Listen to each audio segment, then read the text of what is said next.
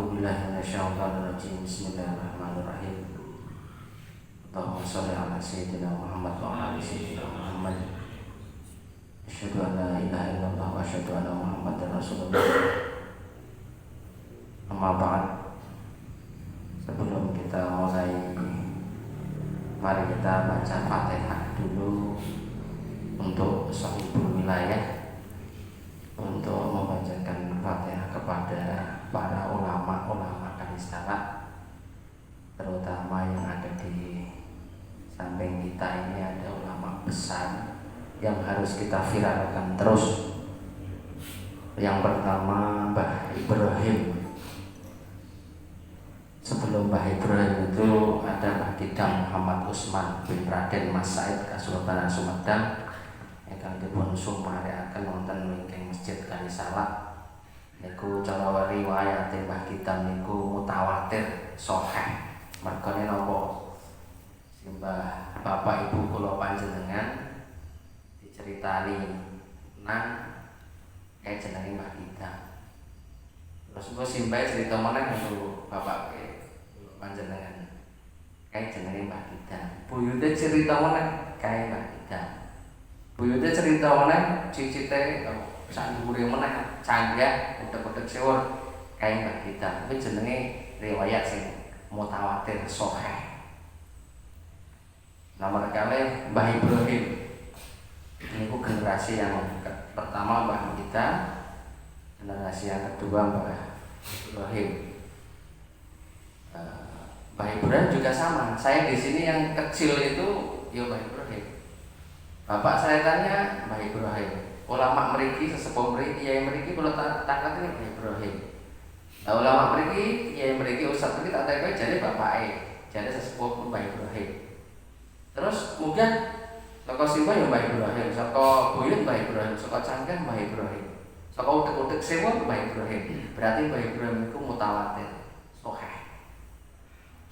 Makanya harus kita viralkan karena ada ulama besar di sini, harus kita Fatihah dulu karena beliau konon cerita orang-orang sini, beliau Mbah Ibrahim ini membuat pesantren di wilayah sini.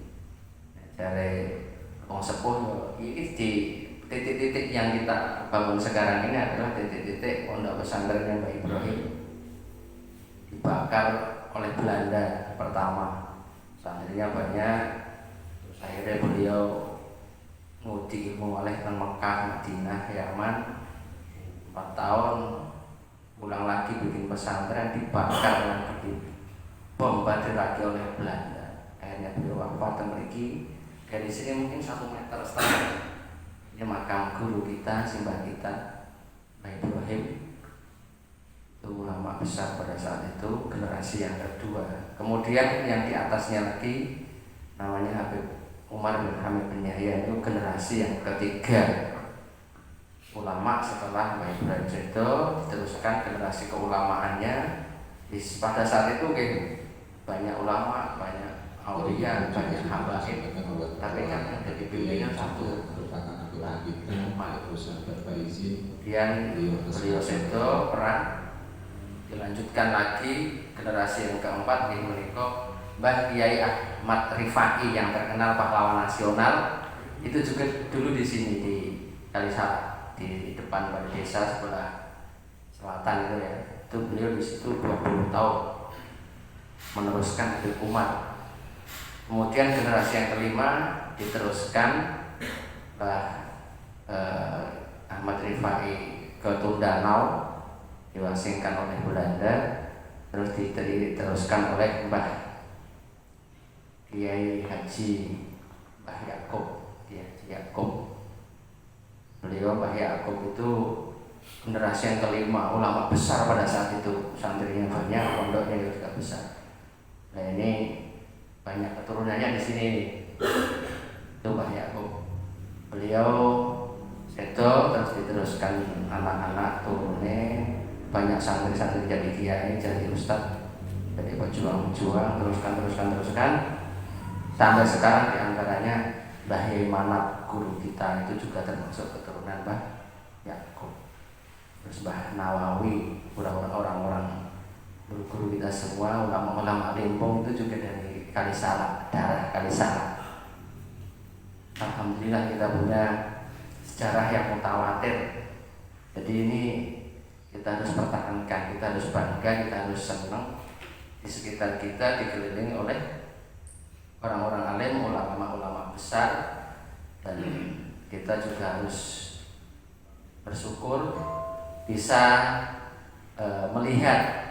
Insya Allah ramai zaman makanya kalau panjenengan ningali ini pun mulai kita lihat makamnya Mbah Habib Umar itu sudah terkenal, sudah viral, banyak di media sosial yang kita ketahui. Kemudian Mbah Kidam sekarang mulai lagi, terus nanti insya Allah Mbah Ibrahim mari kita doakan, kita bangun lagi, moga-moga Allah paling sombong memberi parane, pokoknya insya Allah kita bangun lah. Entah itu Allah nanti siapa yang ditunjuk oleh Allah untuk membangun, yang penting kita doakan biar Mbah Ibrahim sama dengan makam-makam aulia yang lain. Kemudian selanjutnya di sini belajar bersama itu wonten salah dileke, sing wis apik ya diteruske. Sebelum kita belajar bersama, mari kita baca Fatihah kepada beliau-beliau yang saya sebutkan tadi dan juga pengarang kitab ini. Al-Fatihah binati ridha wa Rasulullah sallallahu alaihi wasallam. Alhamdulillah syekhina mursyidina murabbi ruhina maulana syekh kita Muhammad Usman bin Raden Masaid Kesultanan Sumedang. Wa ila hadrati syekhina wa mursyidina wa murabbi ruhina Mbah Ibrahim. Wa ila hadrati syekhina wa mursyidina wa murabbi ruhina maulana syekh Habib Umar bin Hamid bin Yahya. Wa ila hadrati syekhina wa mursyidina wa murabbi ruhina Mbah Kiai Ahmad Rifai. Wa ila hadrati syekhina wa mursyidina wa murabbi ruhina Mbah Yai Haji Yakub. Wa ila hadrati syekhina wa mursyidina wa murabbi ruhina Syekh Salim bin Sumair Al-Hadrami. Wa ila hadrati jamil awliya wal ulama sholihin wal habaib fi hadhil maqbarah wa jamil awliya wal ulama sholihin wal habaib fi hadhil wilayah radhiyallahu anhum min hawaijid dunya wal akhirah wa usulihim wa furu'ihim wa dawal huquqi alim ajma'in. Inna Allah yaghfiru lahum wa yarhamuhum wa ya'udhu darajatihim fil jannah wa yanfa'una min barakatihim wa karamatihim wa nafahatihim wa bi'ulumihim wa asrarihim fid dini wa dunya wal akhirah. Syamillahi lahumul Fatihah. A'udzubillahi minasyaitonir rajim. Bismillahirrahmanirrahim. Alhamdulillahi rabbil alamin arrahmanir rahim maliki yaumiddin. Iyyaka na'budu wa iyyaka nasta'in ihdinas siratal mustaqim. Shiratal ladzina an'amta 'alaihim ghairil maghdubi 'alaihim waladdallin. Rabbi firli wa liwalidayya wa lijamil muslimin amin. Nek saged setelah membaca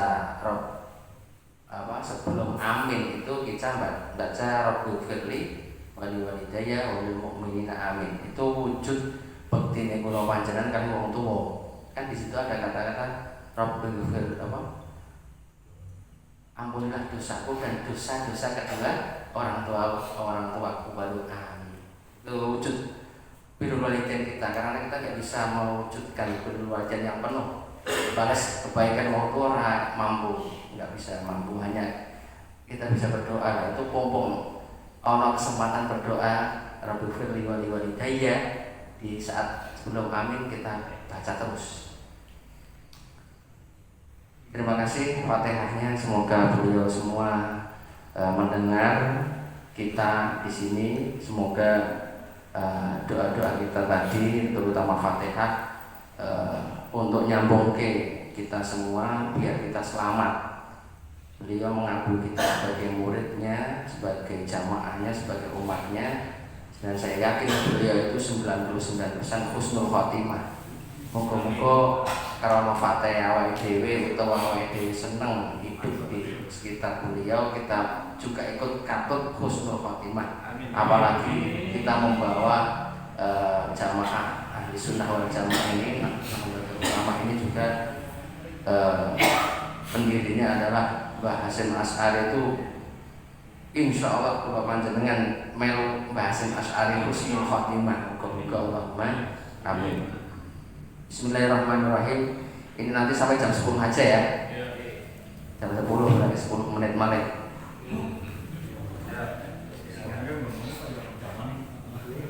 Bismillahirrahmanirrahim. Sebelum kita mulai ngaji kitab Safinah, perkenankan saya dulu ngaji kitab ini dengan Syekh Fuad Habib Dimyati. Mbah Fuad itu muridnya Syekh Ali Maksum Krapiak, muridnya Mbah Dimyati Banten. Terkenal itu. Kemudian beliau punya guru bapaknya sendiri Mbah Habib, terus punya gurunya lagi Mbah Hamid, punya guru lagi Mbah Dimyati, punya guru Mbah bapaknya Syekh Abdullah, gurunya lagi Mbah Abdul Manan, dan seterusnya sampai Rasulullah. Itu Mbah Fuad Habib Dimyati. Kemudian punya guru lagi saya Mbah Kiai Haji Ahid Turmudi. Kiai Haji Turmudi itu aslinya orang Bandar, karena pinter, riadoe kuat, sinaone tenanan, tirakat terus dia. Senin Kemis tidak pernah pedot sampai sekarang, padahal umurnya sudah di atas 60. Itu beliau sampai sekarang riado terus. Akhirnya dipek mantu oleh dia ini, putra dia di sana. Itu Pak Yahid. Kemudian banyak lagi lah guru-guru yang saya dapatkan dari ilmu-ilmu beliau, khususnya kitab Safinah. Kemudian kitab Safinah ini juga sudah familiar, viral di kalangan pesantren.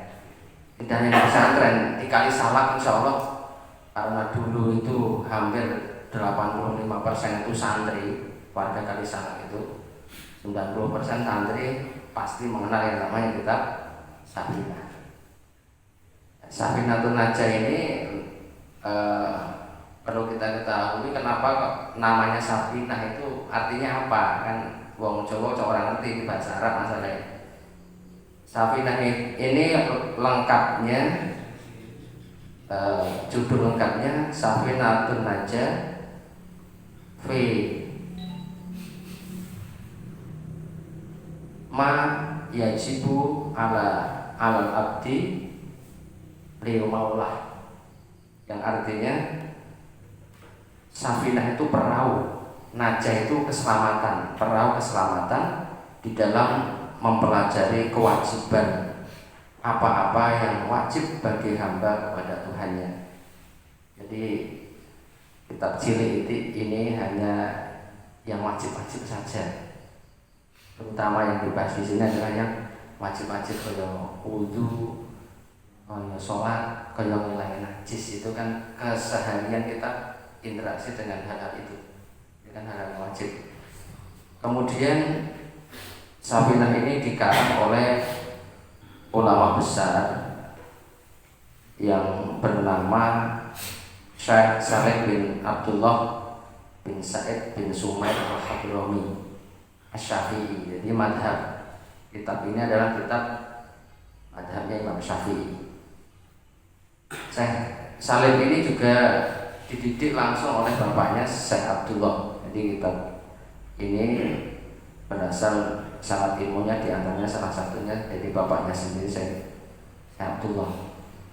Beliau kenapa bisa di Indonesia? Karena beliau adalah ulama besar, ahli fikih,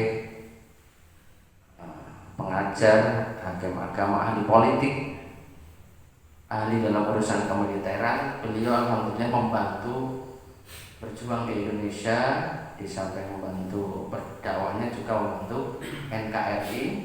Beliau sedo di yang populer, beliau sedo neng seperti itu daerah Betawi, tapi makamnya sampai saat ini masih khilaf. Jadi di Betawi tapi masih khilaf sekitar tahun 1271 Hijriah. Jadi kalau sampai sekarang ini beliau berarti wafat sekitar 173 tahun yang lalu. Tapi kitabnya masih kita baca, berarti beliau masih hidup ilmunya. Sampai sekarang masih kita manfaatnya terasa, barokahnya terasa sampai sekarang. Kemudian Sabinah ini termasuk kitab, menurut saya itu kitab yang fondasi, kitab yang pokok, yang dasar, yang harus kita pelajari. Yang selanjutnya di samping nama juga penting adalah tata krama. Kitab ini walaupun kecil, saya mohon jangan sampai di bawah. Ini ada orang apik. Karena apa, di dalamnya itu banyak ilmu-ilmu yang luar biasa, banyak kalam-kalam Allah, dan juga kita harus muliakan ilmu, jangan sampai di bawah. Jadi kita harus muliakan tata kramane ngaji kita. Kemudian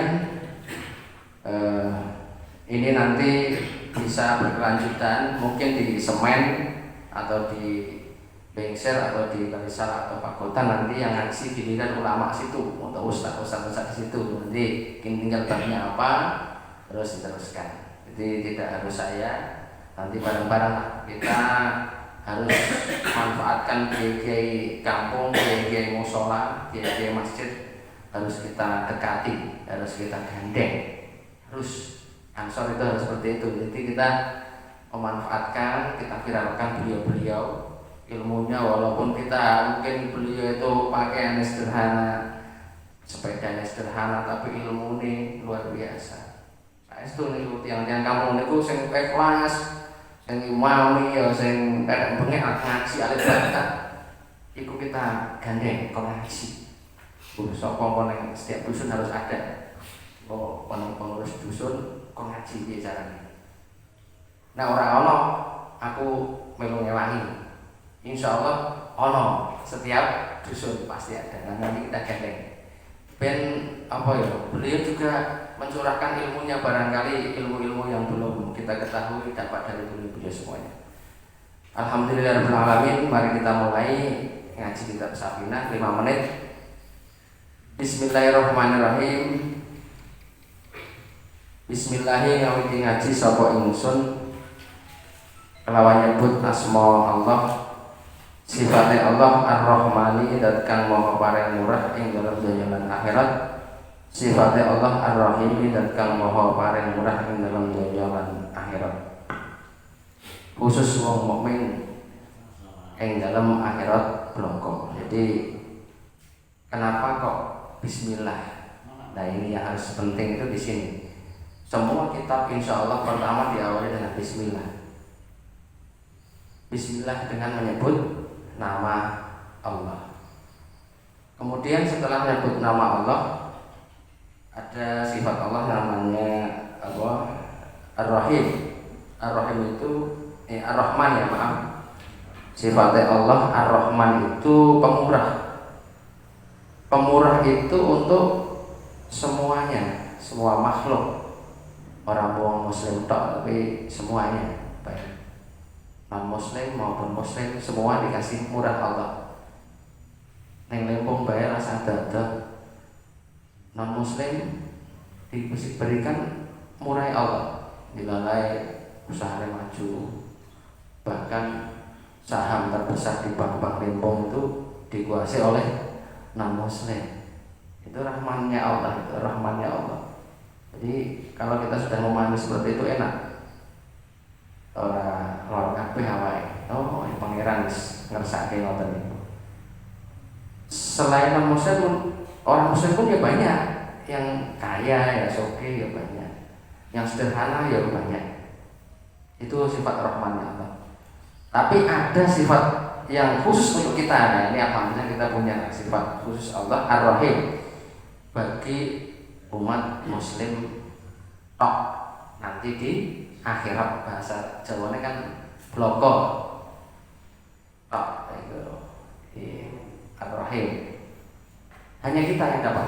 Di dunia dapat, di akhirat juga dapat. Alhamdulillah sekabehane puji kulillahi tetep kagum Allah Sifatnya Allah Rabbil Alamin akan mengirani wong alam kabeh. Wa bihi lan ing Allah nasta'inu nyuwun pitulung sapa kula. Oleh nyuwun pitulung ala umuri dunya ing atase pira-pira perkara dunya. Wa dini lan perkara agama. Wa sholalan muga-muga paring rahmat ta'zim sinten Allah Gusti Allah ala sayyidina ing atase Gusti kita rupane Muhammadin Kanjeng Nabi Muhammad. Khatamin nabiyina kang dadi pungkasane para nabi kabeh. Wa alihi lan keluargane Kanjeng Nabi.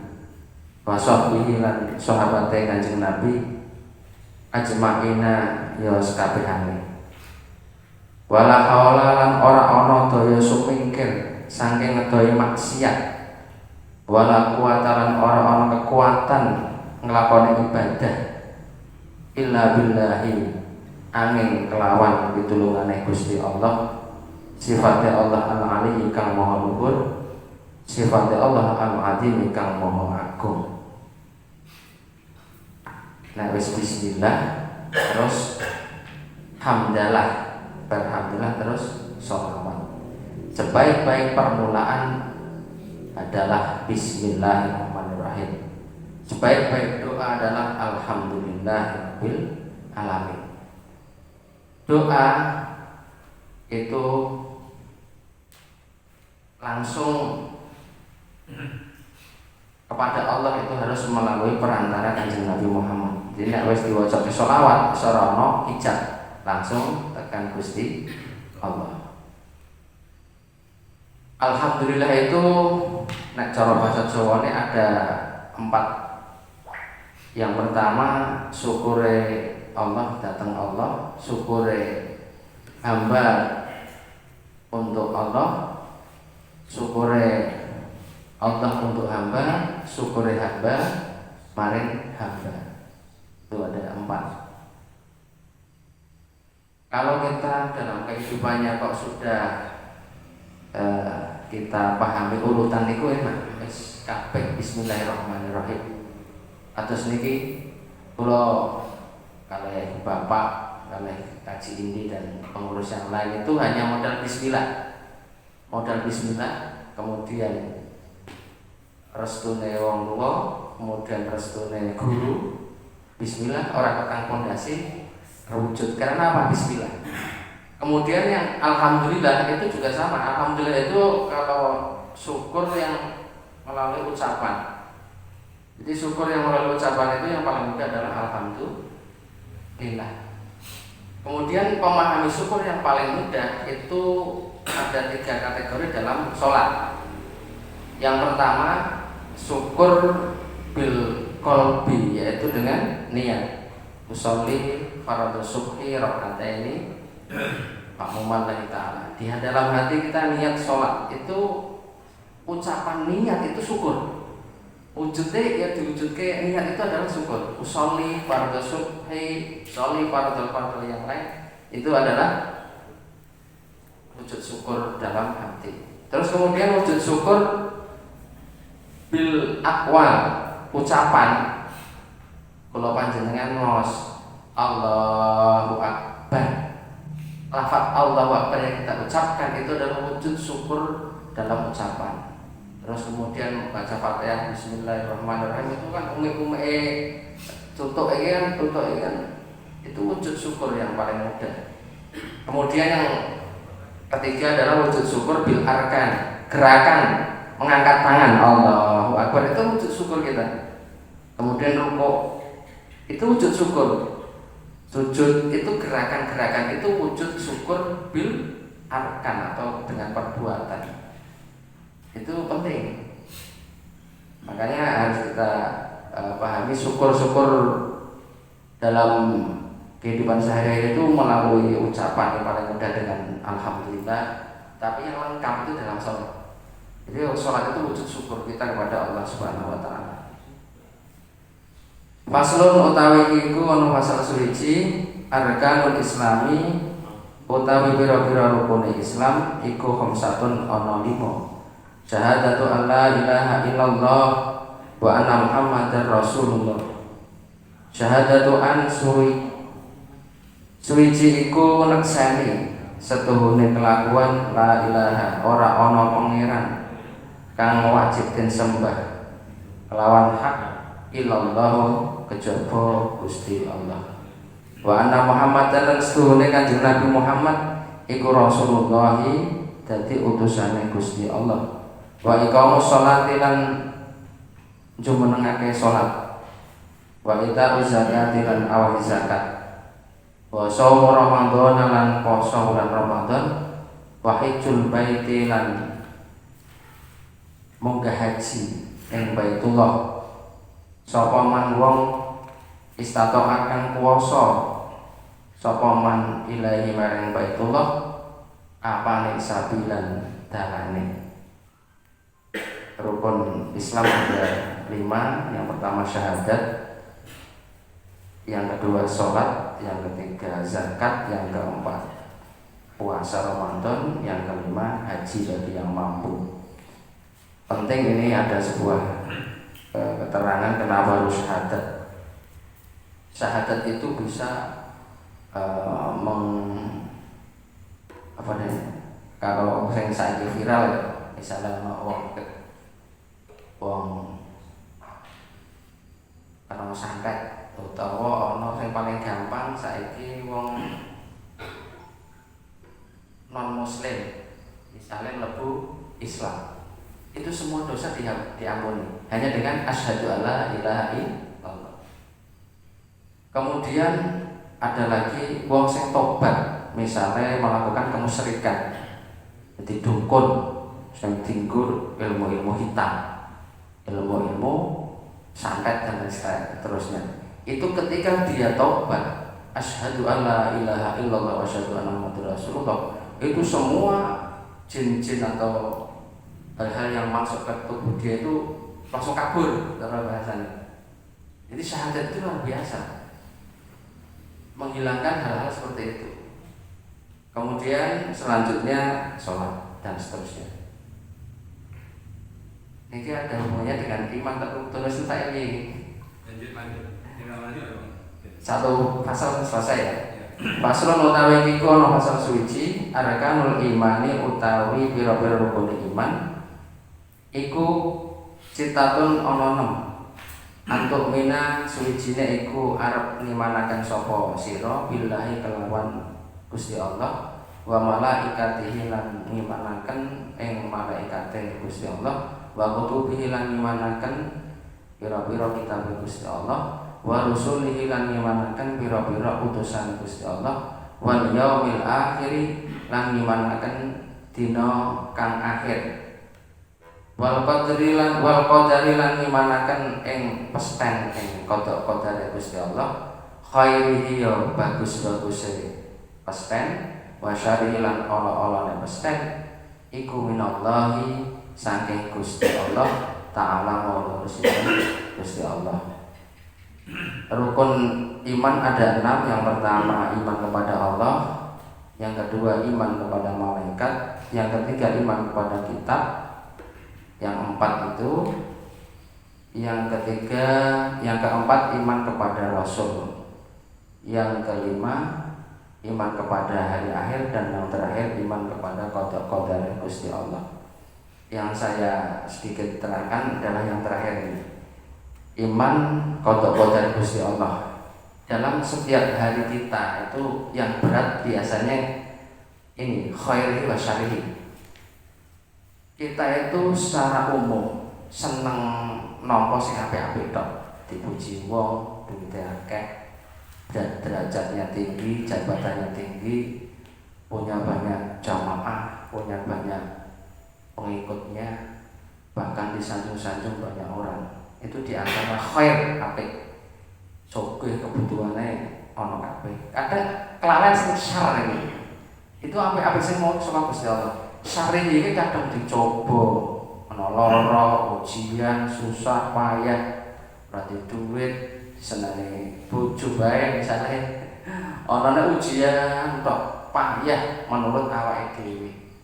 Padahal sing jenenge syar kaya ngono iki sapa Gusti Allah. Minallahi saking Gusti Allah. Ya loro-lorone khairi ya sapa Gusti Allah, syarri ya sapa Gusti Allah. Mulane kadang ning awake dhewe sing didhekke ning awak loro kabeh kadang khairi yang dominan. Nek pas dikeke sing elek-elek, sing coba-coba sing menurut awake dhewe ora pas, kaya ora nampa. Padahal ning burine ora keterangan minallahi. Kuwi kabeh saka Gusti Allah. Apike dhewe eleke dhewe saka Gusti Allah. Mulane ning masyarakat harus kita jelaskan khairi wa syarri itu dari Allah Subhanahu wa taala. Tak semanten saking kawula pilih wonten kekirangan yang aku bisa mutur pangasami. Nek wonten ingkang pas nggih saking Allah, nek misalnya wonten ingkang klanto saking kawula, saking ilang kawula nyuwun koreksi, nyuwun dipun lurusaken biar boten salah terus. Matur nuwun, ihdinas siratal mustaqim. Assalamualaikum warahmatullahi wabarakatuh.